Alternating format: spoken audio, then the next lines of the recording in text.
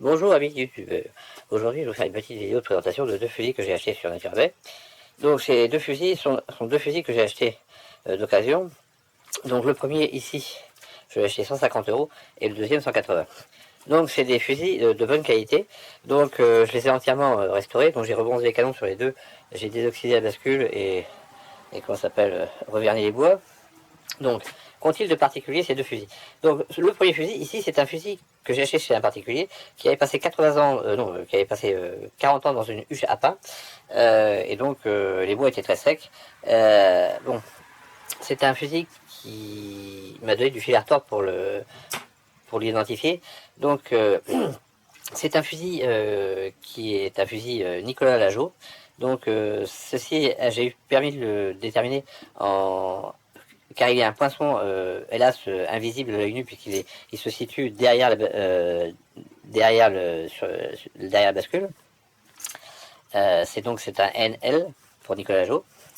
Et ici, le hasard a voulu aussi que ce soit un fusil Nicolas Lageau. Et là, le poinçon est ici, sous le comment ça s'appelle, sous le pontet.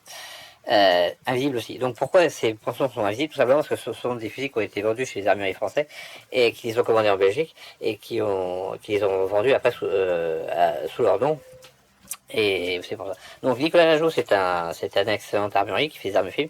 Donc celui-ci que je vais vous présenter en premier est particulièrement bien conservé. Bon, il y a un problème au niveau des vis, c'est tout simplement parce que comme je ne voulais pas abîmer le bronzage, j'ai utilisé un marteau frappé et hélas j'ai abîmé les vis. Bon, j'essaierai d'en trouver ou d'en faire. C'est pas évident à trouver sur NatureBay pour un particulier. Donc, ici, donc globalement, on a un pontet bien travaillé avec donc le bois ayant séché pendant 40 ans, donc c'est un calibre 16 de 1936.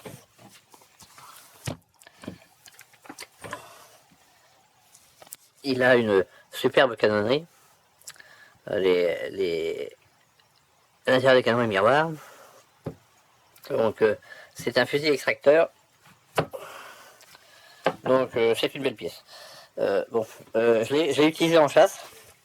J'ai prélevé un pigeon et une grille avec, sans trop de problème. Je le conserve pour moi, puisque bon, c'est un fusil qui va particulièrement bien à l'épaule, qui est léger et agréable en chasse. Donc, comme je le dis souvent, bon, rien d'extraordinaire, si ce n'est que c'est une très belle pièce d'un temps révolu. Bon, je pense qu'à l'heure actuelle, pour avoir une arme de cette qualité, il faudrait plusieurs milliers d'euros. Donc, c'est un excellent achat. Voilà. Donc, autrement, le talon de la crosse est en bois. Donc, voilà. Bon, c'est fait pour celui-ci. Donc, on va passer au suivant. Alors, le suivant, bon, j'avais acheté un fusil sur NatureBay.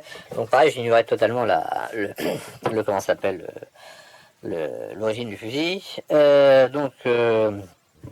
Ici, nous avons affaire à un fusil à peu près des mêmes années. Je crois qu'il est 1931. Donc, excellente gravure, joli motif. Alors, celui-ci, c'est un calibre 12. Donc, on va le démonter.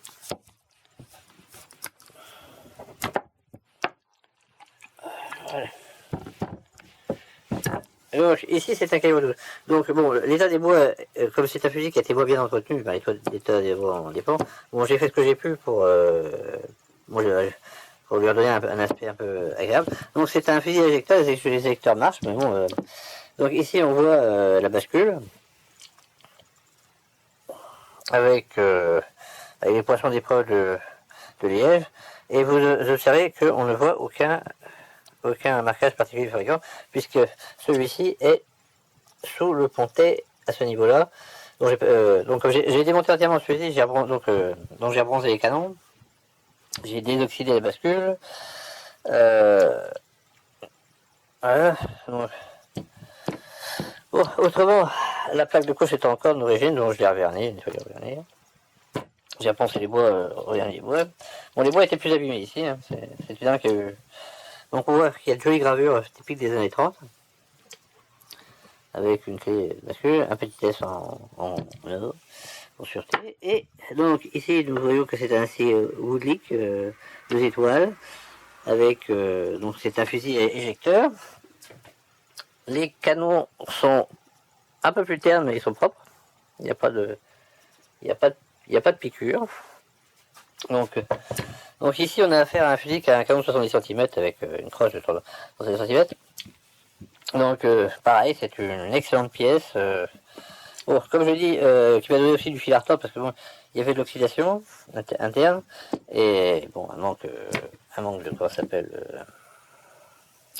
Donc il n'y a pas grand chose à dire. Donc ce sont des armes agréables en chasse.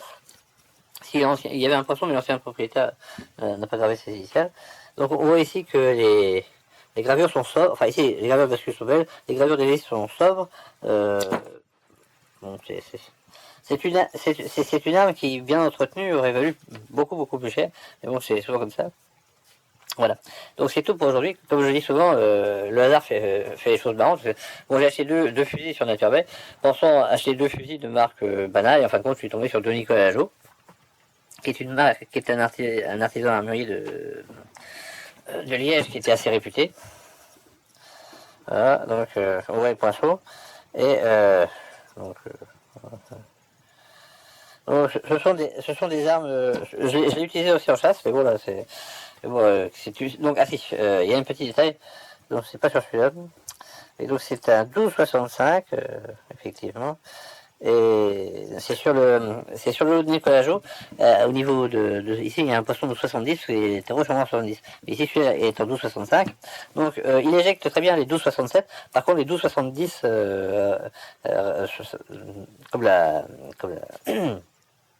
comme la jupe est plus longue, il a du mal à les éjecter. Enfin bon, il les sort quand même, mais bon. Voilà. Donc, c'est une mécanique assez agréable. Une bonne facture. Comme je dis souvent sur Naturbay, vous pouvez faire de belles trouvailles. D'occasion, il y a des armes relativement sympathiques. Bon, c'est tout pour aujourd'hui. J'espère que cette petite vidéo vous aura plu. Voilà. Allez, comme je dis souvent, bonne chasse à mes amis chasseurs et bonne collection à mes amis collectionneurs.